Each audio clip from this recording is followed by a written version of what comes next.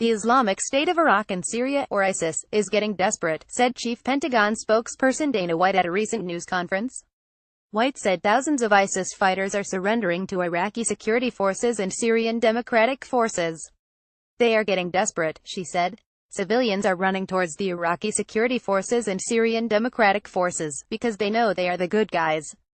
Coalition forces have supported Iraqi forces as they liberated Hajj and continue to support the Syrian Democratic Forces, or SDF, as they enter the final phase of the battle for Raqqa, the capital of ISIS' so-called caliphate.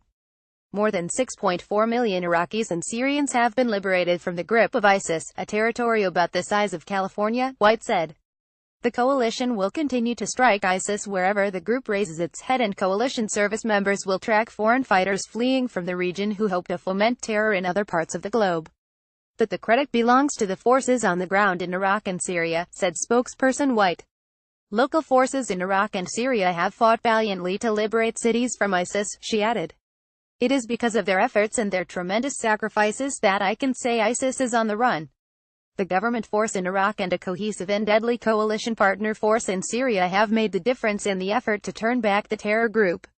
In the last 3 years, the coalition-trained and backed Iraqi security forces have removed ISIS from 87% of territory they once held, liberating more than 6.5 million people, including Mosul this July, the largest city ISIS has held.